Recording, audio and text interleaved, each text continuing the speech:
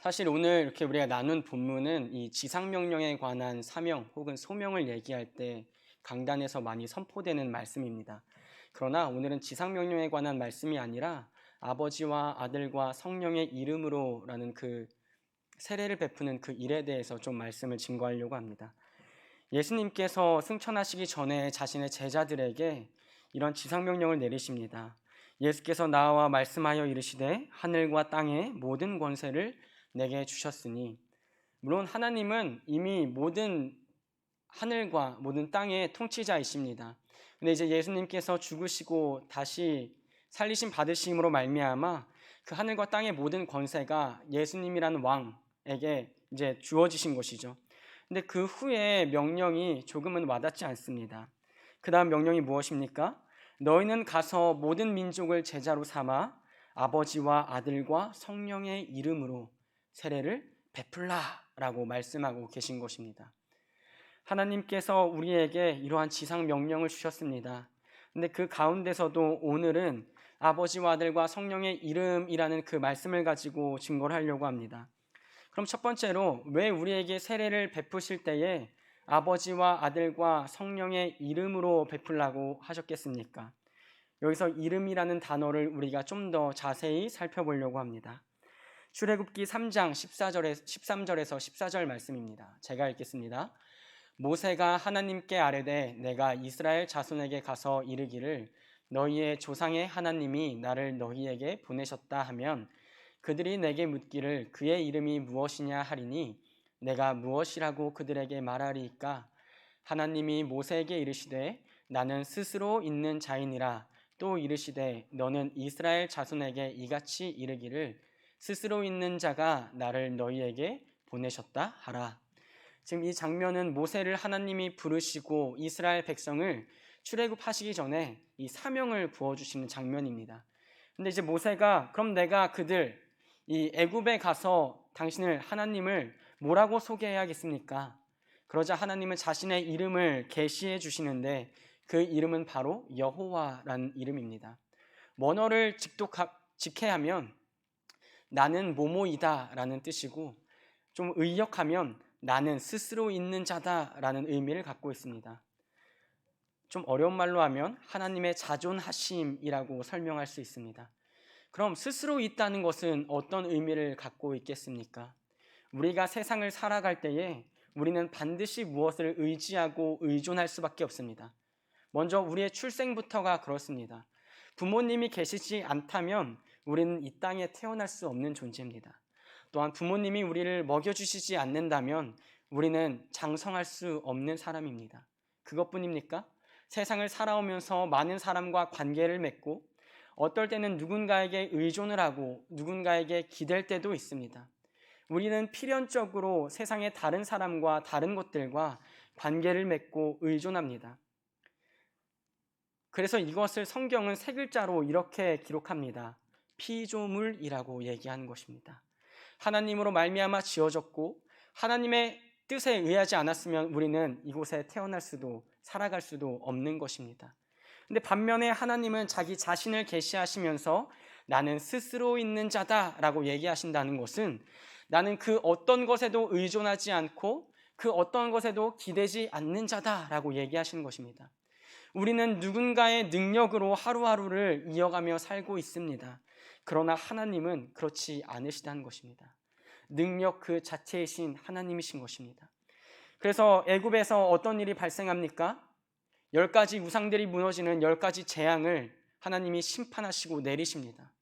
그리고 여호와의 능력이 얼마나 큰지 그들에게 보여주시는 것도 모자라 이스라엘 백성을 약속대로 출애굽시키시고 홍해를 갈라지게 하시고 가나안 땅으로 들어가는 약속의 여정을 하나님이 친히 인도하십니다. 사망의 땅에서 생명의 땅으로, 죽음의 땅에서 영원한 약속의 땅으로 하나님은 본인의 능력으로 이스라엘 백성을 출애굽하고 계신 것입니다. 결국 여호와라는 그 이름, 그것은 그냥 호칭이 아니라 하나님의 본질인 것입니다. 예를 들어 누군가 저에게 노대현 바보라고 하면 저는 당연히 기분이 나쁠 것입니다. 근데 제가 만일 노대현은 내 이름일 뿐이다, 나는 기분이 나쁘지 않다 라고 얘기하면 저는 진정 바보일 것입니다. 근데 그 이야기에 왜 제 기분이 나쁘겠습니까? 노대어는 저를 의미하는 것을 넘어서서 저의 인격을 얘기하고 저의 본질과 속성을 얘기하기 때문입니다. 그래서 누군가 노대현 바보 혹은 노대현 멍청이라고 얘기할 때 그거는 내 이름일 뿐이야, 나와는 상관없어 라고 하는 사람은 없다는 것입니다. 이처럼 이름은 그 본질과 속성을 갖고 있고 인간에게는 인격을, 하나님께는 신격을 가지고 있습니다. 그럼 우리가 다시 본문으로 돌아가서 그 아버지와 아들과 성령의 이름이라고 얘기하는 것은 하나님의 그 본질로서 세례를 베풀라고 하는 것입니다. 또 사도행전 4장 8절 12절을 함께 제가 읽도록 하겠습니다. 이에 베드로가 성령이 충만하여 이르되 백성의 관리들과 장로들아, 만일 병자에게 행한 착한 일에 대하여 이 사람이 어떻게 구원을 받았느냐고 오늘 우리에게 질문한다면 너희와 모든 이스라엘 백성들은 알라. 너희가 십자가에 못 박고 하나님이 죽은 자 가운데서 살리신 나사렛 예수 그리스도의 이름으로 이 사람이 건강하게 되어 너희 앞에 섰느니라. 우리 12절은 함께 읽도록 하겠습니다. 다른 이로서는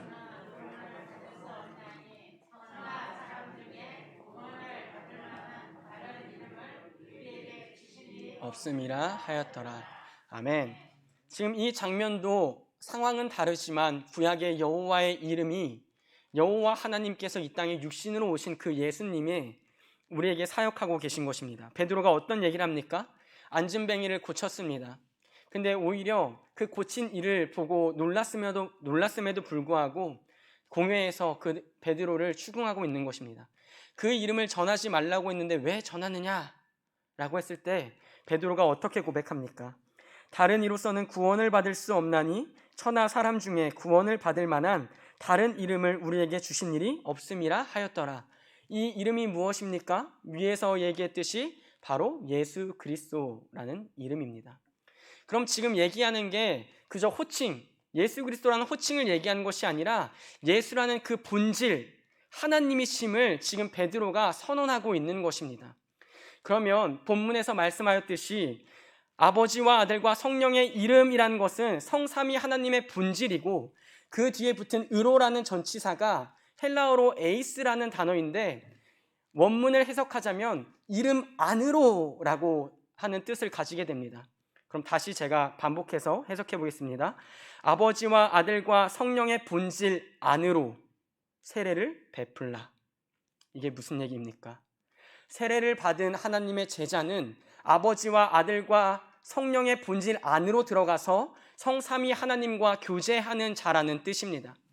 그래서 세례가 그냥 아무나 때가 되면 흐름에 맞아서 세례를 받는 것이 아니라 자신의 치열한 신앙적인 고민 가운데 내가 정말 예수님의 제자인가? 내가 정말 하나님을 따르고 사랑하는 자인가? 그 고민 끝에 그래, 나는 정말 하나님과 함께 살겠다. 그 믿음의 고백이 생겼을 때 교회 안에서 외적으로 성도들에게 나는 이제 그리스도인입니다 라고 고백하는 그 행위, 그 의식이 바로 세례라는 것입니다. 그럼 오늘 우리는 이렇게 물어볼 수 있습니다. 우리가 어떻게 하나님 안으로 들어갈 수 있습니까? 예수님이 이 땅에 오셔서 십자가에서 죽으시고 다시 살아나심으로, 또 십자가에서 죽으실 때 지성소에 들어가지 못하게 닫혀있던 그 휘장이 위에서 아래로 찢어졌습니다. 예수님이 죽으실 때 그 길이 열리셨습니다. 우리의 죄가 해결될 수 없었는데 그 예수님께서 우리의 죄를 짊어지고 죽으심으로 그 죄가 해결되었고 하나님 앞으로 나아갈 수 있는 그 길이 열린 것입니다. 그래서 교회는 오직 예수 외에는 답이 없는 공동체인 것입니다. 그래서 교회는 오직 예수 외에는 아무것도 남지 않아야 합니다. 예배 때 어떤 마음으로 나아오십니까? 여러분의 감정의 위로를 받고 싶으십니까? 여러분의 삶에 지친 그 힘든 일상을 내려놓고 가시고 싶으십니까? 정말 죄송하지만 그게 틀린 얘기는 아니겠지만 그런 것을 둘째로 밀어놓고 주님, 이 시간 내가 예배의 자리로 주님께서 부르셨다는 것은 내 귀에 예수가 왜 소망이고 내 귀에 왜 예수가 구원의 이름의 능력의 이름인지 주님, 내가 알아야 합니다. 그리고 이 문을 나갈 때에 그래, 맞아, 예수로 살아야 하는데, 예수님의 이름이 나의 능력이 되어야 하는데 그 고백을 가지고 나가는 자리가 바로 예배의 자리라는 것입니다. 코로나 시대가 찾아오면서 이 코로나가 이렇게 길게 갈지는 아무도 예상하지 못했습니다. 처음에 코로나가 생겼을 때에 이 한국교회와 세계교회에 한 가지 질문이 던져졌습니다. 어떤 질문입니까? 대면 예배가 옳으냐? 비대면 예배가 옳으냐?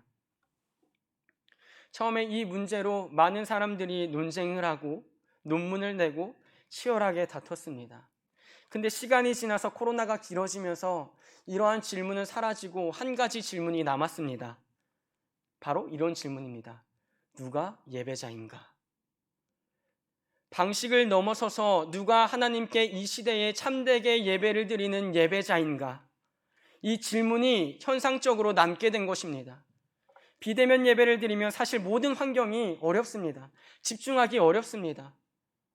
근데 그 가운데서도 내가 하나님을 믿는 사람으로서 교제하며 살아내는 사람이 있는 반면 또한 동시에 대면 예배를 수호하고 나오지만 그것만으로 만족하며 돌아가는 영혼이 있다면 올바른 예배가 아니라는 것입니다. 이 예배 자리에, 비대면 예배 자리에 어떤 자리에서 예배를 드리든 자신의 마음을 드리고 자신의 시간을 들여서 주님, 나는 하나님과 교제하는 자입니다. 주님, 나는 세례를 받은 자입니다. 그것이 어떤 의미입니까? 이 세상을 벗어나서 나는 하나님과 교제하는 자녀입니다. 그 고백으로 우리는 예배를 드리는 것입니다. 그 질문이 딱 하나 남으면서 하나님이 마치 코로나 시대에 이런 질문을 던지시는 것 같습니다. 우리의 모든 허물을 벗겨버리시고 우리의 모든 가면을 제거하시고 너는 예배자인가? 상황과 환경에 따라 내 마음에 따라 내 감정에 따라 예배가 뒤바뀌는 것이 아니라 그 어떤 상황이든 너는 내 안에 거하며 그것을 유익으로 누리고 있는가? 그것으로 만족하고 있는가? 하나님이 질문하시는 것 같았습니다. 우리는 어떻습니까? 여러분은 어떻습니까? 이 말씀은 비단 이렇게 해서 정죄하고 여러분의 마음을 찔러서 판단하는 말씀이 아닙니다. 이 말씀을 준비하면서 하나님이 제게 물으신 것 같습니다. 나는 어떤 예배자였는가? 사역자로서 성도분들보다 더 많은 예배를 드리기 때문에 그 예배 자리마다 나는 어떤 예배자였는가? 엄중한 질문 가운데 제가 뭐라고 대답할 수 있겠습니까? 초대교회의 예수를 믿는 자들을 크리스티아노스라고 불렀습니다. 또한 반대로 로마의 황제의 통치를 받는 자들을 카이사리아노스라고 불렀습니다. 이 아노스라는 단어는 무엇을 지지하는 자, 무엇을 지지하는 자, 무엇을 따르는 자, 무엇의 통치를 인정하고 받는 자를 의미합니다. 그럼 카이사리아노스는 어떤 단어겠습니까? 카이사르, 황제를 지지하는 자, 황제의 통치를 인정하는 자, 황제를 쫓는 자, 황제를 따르는 자라는 의미를 갖고 있습니다. 근데 그 초대교회 시대에 그에 반해서 크리스티아노스라는 단어가 나오기 시작했습니다. 성경에는 안디옥 교회 교인들이 이 호칭을 받았다고 얘기합니다. 하지만 당시 이 호칭은 죽음의 호칭이었습니다. 로마 시대 가운데서 법적으로는 반역죄로 죽으신 그 예수님을 믿고 지지하고 따른다는 것은 똑같이 반역자들이었기 때문입니다. 유대 공동체에서도 세례를 받았다, 예수님을 믿는 세례를 받았다고 하는 것은 그 공동체에서 단절되고 왕따당한 일이었습니다. 이방인 공동체에서도 마찬가지였습니다. 결국 초대교회 그 당시에 예수를 믿는다는 것, 그러니까 크리스티아노스, 한국말로 번역하면 그리스도인이 된다는 것은 죽음의 자리를 걸어가는 자들이었다는 것입니다. 무엇 때문에 그들이 죽음의 자리로 걸어갔습니까? 다른 것 아니라 신앙 때문입니다. 내가 이 세상에서 살아가고 있지만 나는 카이사리아노스가 아닙니다. 나는 크리스티아노스입니다. 모든 사람들이 크리스티아노스, 기독교인들을 비난하고 비판하고 우둔하고 아둔하고 멍청한 자들이라고 비난했습니다. 그냥 눈 딱 감고 황제를 따른다고 고백하면 되는데, 눈 딱 감고 황제에게 제사를 드리면 되는데, 그놈의 그리스도가 뭐라고 당신들은 목숨을 걸고 있습니까? 순교자들은 경기장에 들어가서 소에게 치여받아 죽고 사자에게 물려 죽었습니다. 굶주린 곰에게 찢겨 죽었습니다. 그것을 보면서 카이사리아노스, 세상 가운데 사는 사람들은 환호하고 우둔하다고 비난했습니다. 근데 그 자리에서도 왜 그들이 죽음을 감내하며 살았습니까? 그들은 세상에서 기쁨을 누리는 존재가 아니라 아버지와 아들과 성령의 그 본질 안으로 들어가서 하나님과 교제하는 것을 기쁨으로 누리는 존재들이었기 때문입니다. 그럼 오늘 하나님이 우리에게 이렇게 물어보신다면 여러분은 어떻게 답하실 것입니까? 너의 이름은 무엇인가? 너의 이름은 무엇이냐라고 물어보실 때 우리가 감히 나는 그리스도인입니다, 나는 크리스티아노스입니다 라고 답할 수 있겠습니까? 부끄럽지만 저도 그 질문에 당당하고 도도하게 예 주님, 저는 크리스티아노스입니다 라고 얘기할 수 없을 것 같습니다. 제 한 주의 삶을 뒤돌아보면 명백하게 카이사리아누스였기 때문에 이 카이사르라는 황제라는 단어를 세상으로만 바꿔보겠습니다. 세상을 지지하던 자였고 세상의 통치를 받는 것을 즐거워하던 자였고 세상을 쫓는 자가 바로 저였고 우리였습니다. 근데 하나님은 물어보시는 거예요. 너의 이름이 무엇이냐? 다 아시면서도 물어보십니다. 너가 어디에 속해 있느냐? 네가 무엇을 지지하고 따르며 살았느냐?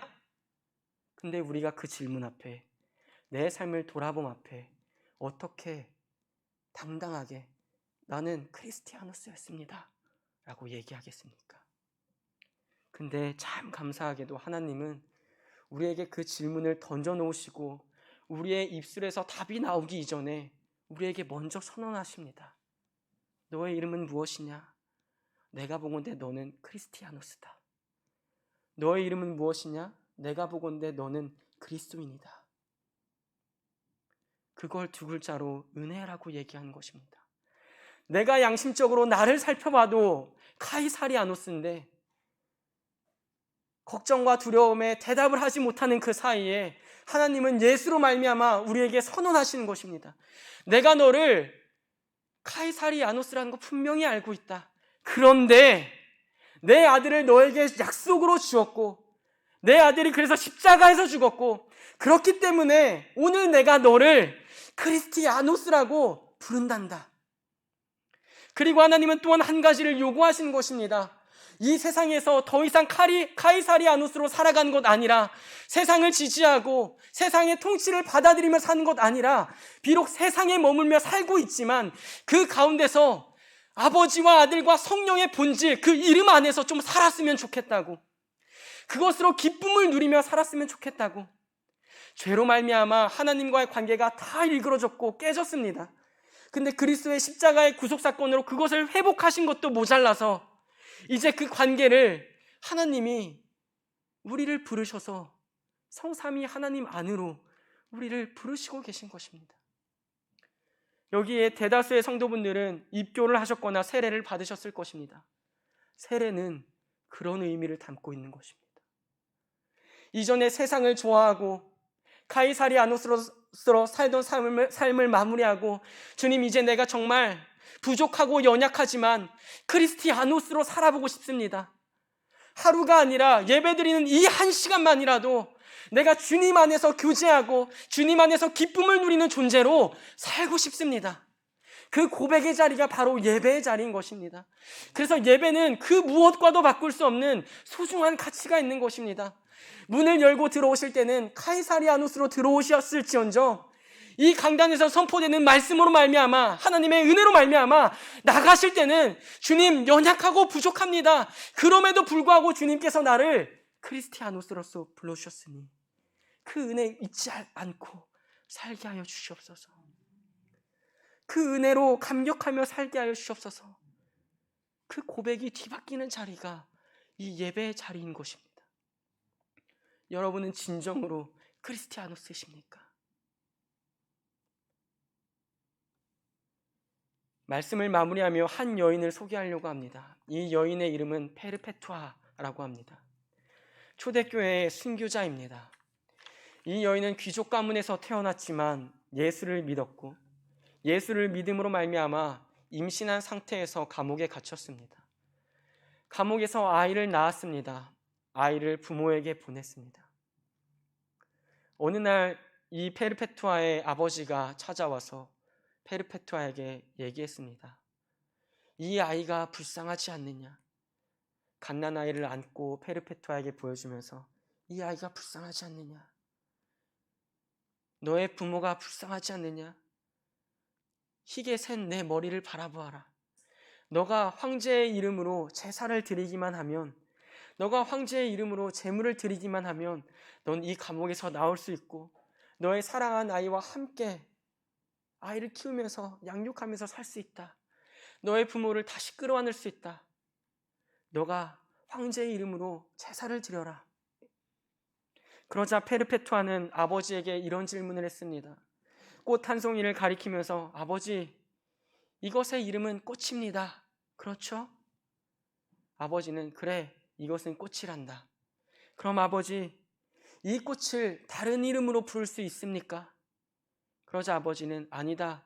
이것은 꽃으로 불려야 꽃이란다. 그러자 페르페투아가 이렇게 대답했습니다. 그렇습니다, 아버지. 나의 이름은 그리스도인입니다. 나는 카이사리아노스로 불리움받을 수 없습니다. 나는 크리스티아노스이기 때문입니다. 이 대답을 끝으로 페르페투아는 경기장에 불려나가 소에 치이고 결국은 검투사의 칼에 목이 찔려 순교하였습니다. 그러면 한번 다시 생각해 봐야 됩니다. 페르페투아가 얘기했던 나는 그리스도인입니다 라는 고백과 오늘 우리가 너무나 쉽게 나는 그리스도인입니다 라고 하는 고백이 같겠습니까? 전 전혀 아니라고 생각합니다. 말씀이 무겁고 마음에 부담이 되고 말씀을 준비하면서도 제 심중에 강한 부담이 있었습니다. 그럼에도 불구하고 하나님이 저를 통하여 이 말씀을 준비하신 것은 이 코로나로 어렵다라고 얘기하는 시대에 그 어려움을 이겨내고 단 한 명의 예배자, 단 한 명의 크리스티아노스, 그 사람을 하나님이 찾고 계시다는 것입니다. 모든 사람이 자기는 그리스도인이라고 얘기하면서도 그 본질은 카이사리아노스로 살아갈 때에, 예배가 무너졌다고 얘기할 때에 단 한 사람, 삼위 하나님 안에서 교제하고 그것을 기쁨으로 여기고 그것을 원하여서 예배 자리에 나오는 그 한 사람, 그 한 명의 크리스티아노스가 제가 되었으면 좋겠습니다. 그리고 여러분이 되었으면 좋겠습니다. 하나님은 그걸 원하시는 것입니다. 다른 게 아니고 하나님은 예배자를 찾고 계신 것입니다. 다른 것이 아니라 하나님은 오늘 다시 우리를 예배 자리로 부르셔서 이 말씀이 선포될 때에 너가 혹시 나를 떠나서 세상과 교제하며 살지 않았니? 그것을 기쁨으로 여기며 살지 않았느냐? 너의 이름은 무엇이니? 카이사리아노스니? 그걸 정죄하시는 것이 아니라 너의 이름이 무엇이니? 우리 마음의 답은 주님, 나는 아무리 봐도 카이사리아노스입니다. 마음에 우리 답이 있을지언정 하나님은 아니야, 너는 내가 크리스티아노스로 불렀단다. 그 고백 한마디가 여러분 심령이 남기를 축원합니다. 제 심령 안에 남기를 축원합니다.